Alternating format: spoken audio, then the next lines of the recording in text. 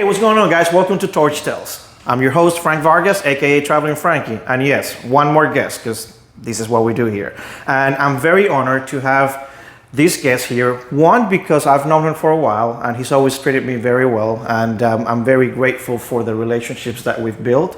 Also, he's very charismatic, and you'll see it across the camera. Silvio Fernandez with Discount Welds out of Miami, and also Miami Gas. Brother, thank you so much for allowing me to be in your office and crash the party. So, like I told you before, there's no script, very organic. There's nothing about this. In fact, I don't even know what I'm doing. So, I have no clue. And make it up as we go along, right? There you go. And like I told you before, we'll touch on Discount Welds and Miami Gas. You know, these are his babies. But before we get into that, what I really want to know is your path. Your background before, in the middle, and where you are now. So Silvio Fernandez, I know a little bit about you just by having conversation, and this is one of the things that I end up now talking to friends, and now I'm like, hey, don't tell me anything else, because I don't want to know. Say it on camera. So now I'm finding myself with friends like, I don't want to know that, because I want to interview you or have a conversation on camera. Silvio, before we go into the business side, like I mentioned, where do you come from? What's your beginning before all of this TIG, MIG, welding, schools, whatever? There's no welding in your life yet. What's happening in your beginnings? Let's see, where do I start? Like family life? From the beginning, where are you from? So where my parents are from. Yeah. My father's a Cuban immigrant. Okay. Came from Cuba when he was 23. Came for 2 weeks. What's your father's name? Angel Fernandez. Angel Fernandez, all right. He came for 2 weeks because, he was running away from problems in Cuba. Hold on. He came for 2 weeks? 2 weeks. Sorry, I interrupt all the time because when an answer triggers another question, it's my show. I do whatever I want anyway. So 2 weeks. Right after the Bay of Pigs. Oh, okay. So right after the Bay of Pigs, my father sees that the country's not going well. He figures, I'll go hide out in the U.S. for a little while till things calm down. 50, 60 years later, he's still here. but that's how he got started. Okay. My mother's from New York. All right. Born in the Bronx, raised in Queens. And what's your mother's name? Jenny Fernandez. Jenny Fernandez. Are they both still with us? No, my mother passed. Oh, sorry about that. Yeah, she was 58, breast cancer. Oh, wow. Wow, yeah. It happens. Been there, yep. And your dad's still around? Yeah, my dad's still around, still comes to the office every day, 7 in the morning, tells me all the things I'm doing wrong. And I still Typical dad. And I still appreciate it. I mean, honestly, he's only looking out for my best interest, right? Of course. And no one is going to be more honest and more forthcoming than my father.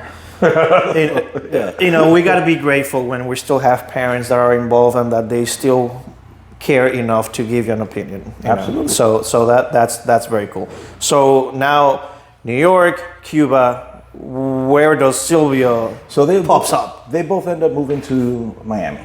Both of them for different reasons. Long story short, they end up here. And I think my parents met at work. Okay. And started a relationship. And 7 years later, I popped into the picture. Really? Yeah. So you're actually one of the few born and raised, yes. I guess, in Miami. Miami local, yeah. Yeah, right? I mean, we don't have many of those here in South Florida. Everyone is from somewhere else, and including me and millions of other people. So now you are here in Miami, and where do you go to school? So where did you go to school? I started off going to school in Flagami Elementary. Okay. Then I went to West Miami Middle School. Gotcha. Then my mother moved to San Diego. That's right. We did talk about this. You lived in California, San Diego for a while. For 3 years. Yeah, a little bit of middle school. So how old were you? 11, 10, 13? Probably 12 to 14. So 11 to 14, yeah. How was that at 12, 13, 14 being in California? Do you remember enough to say, oh, this was really cool, or you just, whatever, this is where we were? Yeah. No, I remember a lot, and it was awesome. It was a great experience. I learned a lot about culture, right? Correct. You talk about being a Florida grown.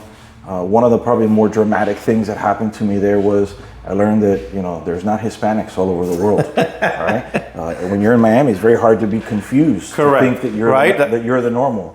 Right, but when I left here, everybody thought I was Mexican. I'm obviously not. Hey. So they have their own opinions, and so that was interesting. It's a culture shock. I think it's also a learning experience. It teaches you very young, that, hey, there's more out there. Absolutely. Which is why I think South Florida is such a great school for that, because you'll run into anyone and any part of the world, it's here. So you won't be shocked when you are traveling somewhere. That's why we get along with pretty much everyone, because we're just exposed to everyone. It's a lot of culture, though. There is. So now you come to Florida when you are how old? So my sophomore year in high school, moved back, and I finished at Southwest Miami Senior High. My first exposure to, I guess, mechanical education. I was always a guy who wanted to take something apart. Yeah. My mother always said I had more fun with my toys when they were broken than when they were working. Yeah. And then in ninth grade in California, they had a vocational program that was small engines and welding. Okay. Right? Oh. So for 6 months of the year, for half the school year rather, they did small engines. You know, Gotcha. we took apart a lawnmower engine, know how they work. And for the other half of the year, we did welding. You know, stick welding, oxy cutting, doing that kind of stuff.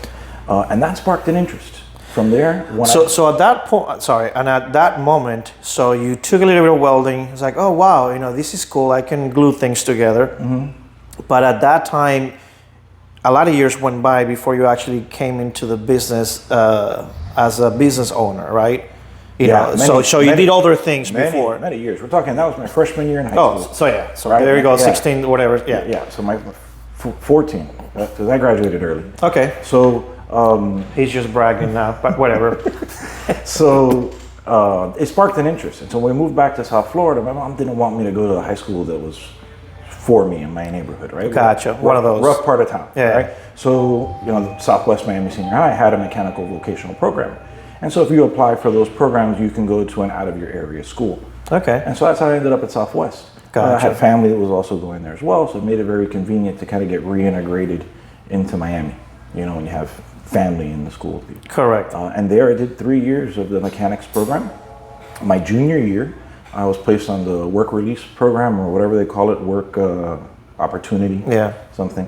And I started working for Midway Ford. I was working as a mechanics assistant the minute I turned 16, and then all the way through high school. And then when I graduated high school, I had to wait till I turned 18, but once I turned 18, they gave me a full-time position. And I worked there as a full-fledged technician. Really? So how long were you there? From 16 to about 20.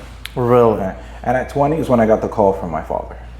All right, so the call. What does that mean? What call? Hey, or what kind of call? No, absolutely Again, not. This is a adult show. Never been caught. Yeah. It's okay. Yeah. So, but no, yeah, my father gives me a call when I was 20. I was working as a mechanic, doing well. And my father had started a propane company in 1992. Now, my father's always done propane. He's worked for every propane company you can imagine, and he decided to go on his own and do his own thing. My father's also very entrepreneurial. Gotcha. Right? He's always had some type of business, some type of real estate. We had a maternity store, gas stations, you know, anything he. So could you already had touch. that spark, you know, someone to look at and go, hey, maybe that's something I can do. Absolutely. Also. Yeah, my father's definitely my role model. There's no doubt about it. Cool. You know, but that being said, he calls me and he says, hey, I need your help. You know, I need somebody that can do physical manual work and that can get around all this stuff. Let me call the young guy. I knew a lot of stuff when Okay. I came to the propane industry just from being around it. Gotcha. I was around it my whole life. I spent days working with my father on the trucks and stuff like that whenever I couldn't go to school. And so I said, you know, okay, fine, you know, leap of faith. Was this a paying gig at that time, or was it just like, come work and help me out and I'll feed you? It was a paying gig. It wasn't what I was making. Okay, all right. So as a mechanic, I was probably pulling in $700, maybe $800 a week. Okay. My father paid me $350. Right. It's a start, but hey, looking at things now, it worked out. It worked out, right? It worked out. So now you are working for your dad in the propane business. Mm-hmm. What is Silvio doing there? I started off, you know, just helping him modernize the business. When I got there, my father's very old school and did everything by hand. Of course. So we started accepting credit cards. We started, you know, having a computer system where we could bill and do things manually. And then little by little, I started to learn the trade. You know, what it is, how to build things, how to put things together, how they work. And I did that for a long time. That was probably my number one role as an employee in the company was installations and construction services. Right? So where does it shift? So now you are working with your dad for a long, long time under, let's call it a one position, even though there's not such a thing, because we all do. We do everything, yeah. Right, yeah. So now you're there for how long before the next anything? Oof. a long time. Yeah. I want to say it was probably 16 years, Really? 17 years. We started entertaining the idea of selling the company. Gotcha. And then I started to look for something else to do. Now, in those 16 years, I did all kinds of stuff in the welding world as well as the propane because I was always building stuff. Yeah. And also, I grew my welding knowledge at the same time as I was growing some of this propane stuff. And then we decided at one point to part ways with the company and let it go. And that's when I kind of decided to start with the whole welding venture. Now, right when you started with that welding venture, is that when Discount Welds started? It's Yes. that. So it was. This is the first one and the one, and right from there. Yeah. So you had done some welding. You were exposed to somewhat welding because of the business. It somewhat relates at some areas. Why welding as a distributor and not welding as a, I'm gonna go get a truck and weld all over Florida? I've been in distribution for a long time, and I kind of enjoy the idea of owning a retail business. Locally, there wasn't a good resource for the people that were working, and I felt that was probably my best place where I would fit in. Gotcha. You know, if I could provide expertise at the same time, equipment, stuff like that, it put me in the position I wanted to be. And how old is Discount now? 12 years. 12 years. Yeah. So in the scheme of things, in the welding world, 12 years is kind of new, Super new. right? Especially when you start from scratch. Exactly, because in this industry, you'll see the 40, 50, 100, 150-year-old companies, you know, across the U.S. and, you know, which is first, second, even third generation nowadays. So you are kind of new in this industry. You've been exposed to other distributors. You've been part of or are part of buying groups where you also get exposed to even more distributors and get ideas and other cities, other part of the U.S. What would you say the difference is between a South Florida welding distributor versus any elsewhere? We're in a very competitive market down here. Yeah. You know, and we have a lot of opportunity comes from overseas. So there's a lot of export kind of thing? A lot of export, a lot of people looking to the U.S. for answers and solutions that maybe just aren't available. Correct. Or they just don't know of them, you know. Yeah, and I think you're right. And I think definitely also it comes because from most Latin countries, language is a plus. You know, being able to speak their language from all over the Caribbean and elsewhere. But also there's a lot of things that, there's a lot of fixing, not changing. So when you come from the background that you come from, where you were breaking things apart and remaking them and refixing them, it helps to connect with these guys that are not just, they don't want to buy a new part. They just want to fix whatever it is that they have because that's where they come from. That's what they know. Now, I also know that you're a CWI. Yes. How long ago did you become a CWI? 5 years. Why? I was trying to start a welding school. Which you had a welding school for a little bit, right? I did. And I think you went through the struggles of many people that open a welding school. What were some of those struggles and how come the school is not there anymore? If I have to narrow it down to one thing, I would say it's probably interest. There isn't enough interest in the youth to become part of this industry. It's a difficult job and it's not very attractive or appealing for the vast majority of this generation. Yeah, it's a sad story because, you know, I think, you know, the stats that come from the AWS, American Welding Society, you know, they keep saying that, you know, the next 4, 5, 10 years, you know, 3, 4, 500,000 skilled welders are going to be needed because most people are retiring, dying, or they just no longer want to do the hard work. But I think there's a new energy because a lot of the youth are finding welding to the point of, oh, I don't just have to work under a car or do this. I can be an artist. I can do these things. I can make art and sculptures and all that. So I think I've seen a little bit of that, mainly because of social media. It has helped the industry a little bit, but there's a long way to go. Now, were you having mainly young students here, middle age, you know, someone that was just trying to fix something, and hobbyist on the weekend? While you had the school, what was it? All of them. Really? All of them. I had a lot of hobbyists. Yeah. A lot of people just wanted to learn so they could do something on their own. All right, fix their car, weld their fence, do whatever. I had people that would come in that really wanted to advance their skill in this trade. Gotcha. You know, it's my opinion, for example, although stick welding is amazing, Yeah. and we do all kinds of great stuff with it, it's the oldest technology we have. and we can do it so much better with other stuff. Yeah. But the desire is just to get it done and keep moving, right? Correct. So if this is what I know how to do, I'm not going to stop to learn, and that's kind of like the problem, right? Gotcha. That interest. I've been to customer shops where I've seen them doing something takes twice as long, right? And you give them the education. You talk to them about, hey, this is there's no better way to do it. Let me show you this new fancy tool. You're going to do it in half the time. And as soon as you turn around, the welder looks at you and goes, I get paid by the hour, man. I don't care. It's like, you're making it worse for me. Yeah. So it's hard, especially for some people, to give them that vision, to show them that, you're going to do it in half the time. You're going to be less stressed, and your company is going to grow, which means when you want to raise, the boss is going to have the money to give it to you. Correct. If you're just going to bleed them dry for every nickel you can because you're going to make the job take as long as possible, that's not going to be a good long-term solution for you. Yeah, it's. I wish everyone saw it that way, but that's the thing. Most of us will worry about today, not tomorrow. So what it's in it for me right now. Not the long term of the business, the company, the relationship, your employment, you name it. There's so many things that go hand in hand. Touching on employees and all that. How hard has it been before, during, and after COVID to maintain and find people, good people? So I've always told everyone that 50% of my problems come from the inside.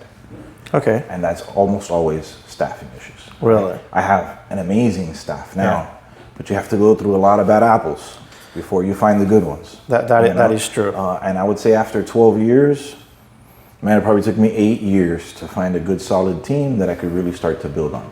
Right? Really? Yeah. So you would say that after the first 8 years was a struggle? Absolutely. So then for me as well, I also was on a learning curve, right? Correct, yeah. I had a certain... So there was a lot of new everything. So I had a certain expectation of what I thought welding was. And then as I started to get more and more into it, I started to get more and more educated. And I took that upon myself. I went to the Lincoln's Master's program. Correct. And then after that, I said, you know what, I really like this idea of education, but I got to be the guy that can tell you how to do it the right way, not just... Correct. I just own the place. It's what my grandfather told me 25 years ago. So I made that step to continue to go into the education and become a CWI so that I could become a certified welding educator. Correct. I wanted to have the credentials. I just don't want to talk out of the side of my mouth. No, that's awesome, and I think that speaks very highly of you, and why Discount it is where it is.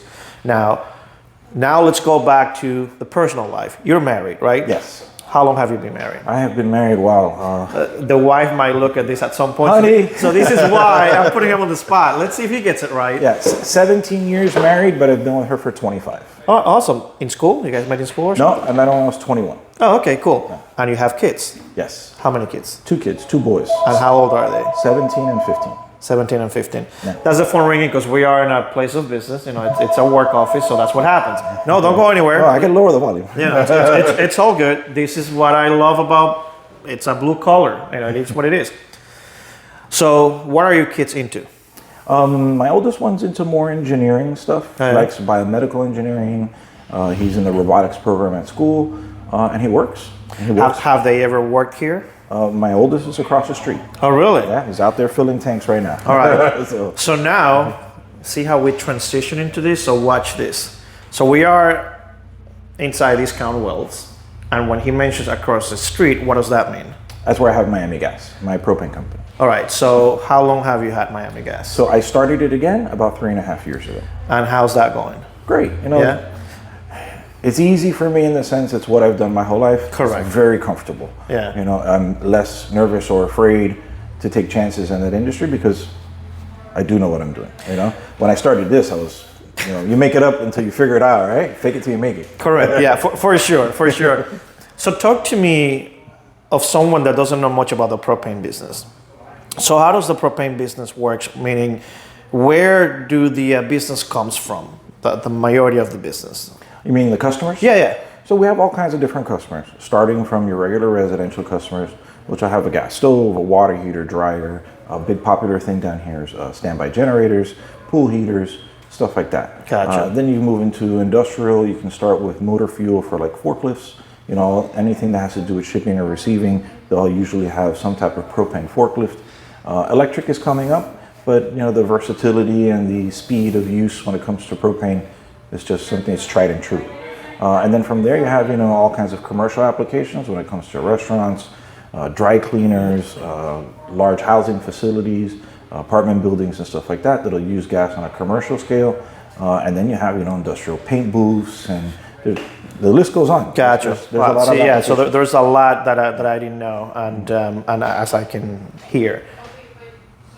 Did you split the crew from this count, or did you find a new crew to run? New crew. Yeah. Was that easier than finding? Yes. Really? Just because this is what you've known and the people that you've known for. All I had to do is just announce that I was starting, and little by little, people started to show up. If you build it, they will come, right? Absolutely. Isn't that the line? Yeah.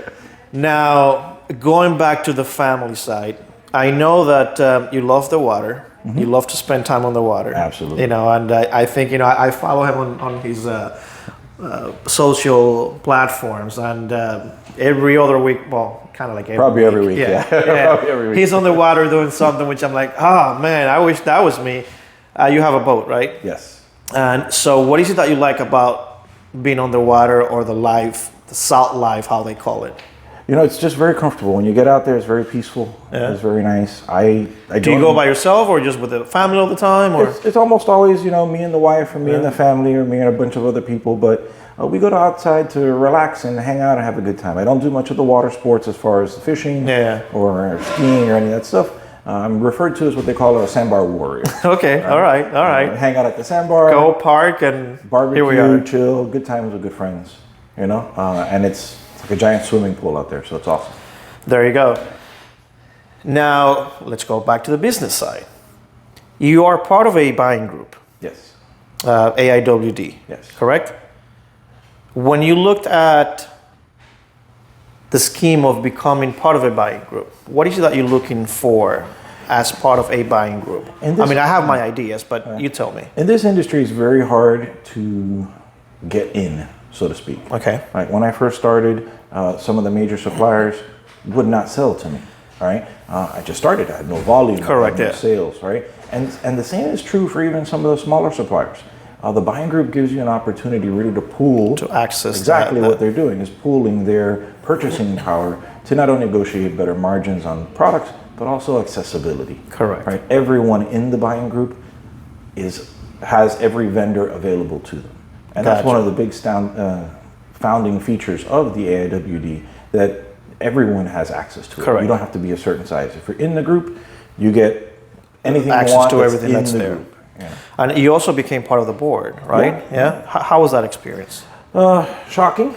Really? Yeah. Well, and I also became president of the board the year of COVID, which didn't. Well, that's exciting. Yeah, it didn't. It wasn't the easiest way to do things. Yeah. But we got through it, and it worked out. I learned a lot. I joined the board because of that. In order for me to accelerate the speed that I learned things at, I had to just become more involved. Yeah, and I think that's every once in a while when I run into someone that asks about a specific buying group, regardless of who they are, I recommend for those same reasons, whether it's A, B, or C, there's things that you get that you couldn't possibly get unless you were part of it. Plus the relationships and all the... That's the part that I learned after I joined, right? Really? When I first joined, I joined for the big shiny jewel, right? Correct, yeah. You're going to make more money, you're going to buy stuff at a better price, you're going to get access to everything. Yeah. Once I got in the group and you start to meet the people, you start to share experiences, and this worked for you and this didn't work for you, or I want to try something, have you done this before? The doors open up and you start to have really a huge resource of knowledge. That is amazing, because you go back a few years, maybe 10, people guarded their information so close to their chest for the most part, and they still do. Some people out there still hold everything so close to their chest, and they don't want to share any shortcomings or anything, because they kind of want to, hey, you go figure it out. I had to go through the struggles. But I find that in many of these groups, there's great people that are willing to share and just say, hey, this worked for me, this didn't, and so on. It's less painful to share because, he's in Wyoming, I'm in Miami. I present no danger to him. Correct. So he can tell me his trade secret, and I may use it, I may not, but it doesn't hurt him. Correct.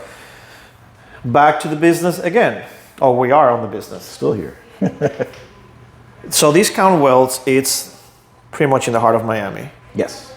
And do you find yourself that the biggest competition you have, it's all based on pricing? Is it based on quality? Is it based on not having enough boots on the ground? What would you say the biggest thing is on competing with everybody else that's in a 50-mile, 100-mile radius? The biggest thing is going to be pricing and the availability to buy things online. You know, we're a local resource for our customers. If you want to buy welding wire, everybody sells welding wire. There are differences in the welding wire. If you're welding mufflers, you don't care what the wire is made of, right? But what you want is a good deal. You want a good price. You want to get it in a good amount of time. And then the day that you have that new thing that you want to weld, you want to have somebody to turn to. You know, the online vendors don't always do a good job of being a good resource. Correct. Although they offer great pricing. And so that's kind of created a different situation in the industry where they'll come to us for advice and then they go online to purchase. Oh, they'll buy a machine somewhere online and then they want you to service it and right? It happens all the time. You know, we get the phone call, somebody bought a machine and it doesn't work. Yeah. And when we get there, it's just hooked up wrong. You know, it's totally fine, you know? Yeah. I give people the advice, read the instructions. They're there for a reason, all right? A lot of people like to skip it. You know, it's in the back, they throw it to the side. It's a plug. I've done this before, and before you know it, they can't quite figure it out. And that's where we come in, you know? Yeah. But crossing that hurdle is tough. Yeah, and it's just part of the business. You know, it's not going to go anywhere. You know, it's definitely something that you have to adjust and find more creative ways of being there for your customers. Who's the typical customer that comes in through the door here? Usually the typical customer that comes in the shop is going to be a small-time independent welder, or usually a crew of people that work for a larger company that are coming in to get supplies. That's about the bulk, you know, between those two things. Smaller companies that are in the neighborhood that are doing manufacturing, we usually do deliveries for, but you know, sometimes they run out. It's correct. It's just that emergency. They run over and grab something. But yeah, the bulk of them is probably going to be, like I said, contractors and or employees for bigger companies that work on the field. Gotcha. Have you ever thought about expanding and opening a second branch, or because of the headaches of finding good people, that has always kind of stopped you?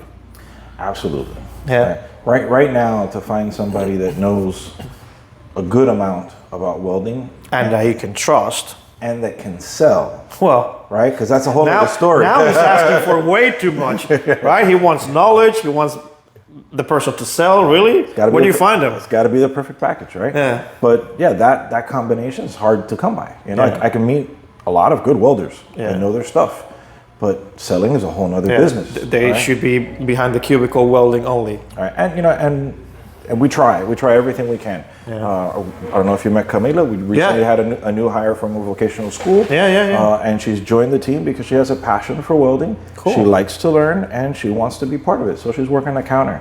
That's awesome.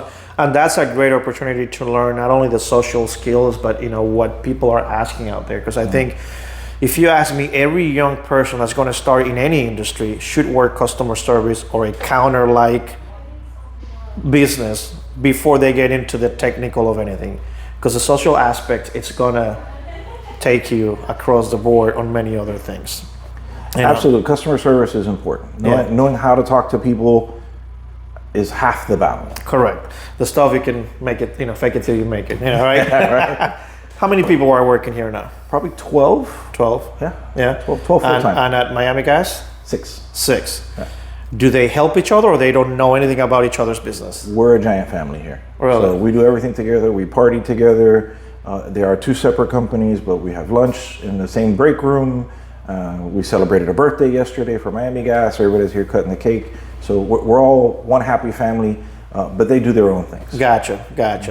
That's good to hear. And you can see it, you know, when I've been coming here, you know, for a few years, and every time I come in, you know, you can see the relationships. You know, everyone gets along. They give each other a hard time, which is exactly how you know that things are working, because that's what happens. Tough love, right? Yeah, it is. Now, where do you wish you could see these Count Welds in the next 5-10 years? I love to see Discount Welds with 2 more locations. Okay. These businesses are community based. Correct. So in order for me to service, say, Broward well, Yeah. I have to be in Broward. All right, I can't. That is true. Yeah, I can't be an hour and a half away from a customer and do a really good job at customer service. So 2 more locations in 5 years is my goal. They don't have to be big, but they have to be there. Yeah, yeah. No, I agree. That whole thing of, I'm gonna send a driver We're 50 growing, miles, We're growing our online distribution and stuff, but as we know in this industry, The emergency calls are the ones that make the decision. all the calls are emergency calls. All right. Right? You are right. That's awesome. I want to thank you for many reasons. One, it's because like I mentioned before, you're very charismatic and you can see it across the people here and the efforts that you put into making sure that the people are showing that forward for the customers and everybody else, but also for giving people like me the shot. And this is regardless of what company I work for, whatever products, sometimes all you want is just a shot to be able to, hey, just listen to me for a few minutes. And you've always done that, so I appreciate that. Thank you very much. I think, that comes hand in hand with building anything, because you never know about tomorrow. And your people, Dennis, Carlos, now Camilla. Is it Camilla? Yes. I met her today. She seems like a bubbly personality, so that's awesome. And Carlos has been here for a while. Yes. Dennis has been here for a while. I've also interviewed Dennis, his purchaser / whatever else he does. Everything. Yeah. So I had a chance to interview him a few weeks back, and we had a great time. And now I'm here with Silvio. And again, I told you this was going to be harmless, painless. I hope you guys learn a little bit about Silvio, Discount Welds here in Miami. Check him out. Support local business. And hey, I'll be somewhere out there with another guest, because if they keep saying yes, I'll keep coming. So thank you, brother. Thank you. You got it. Appreciate it.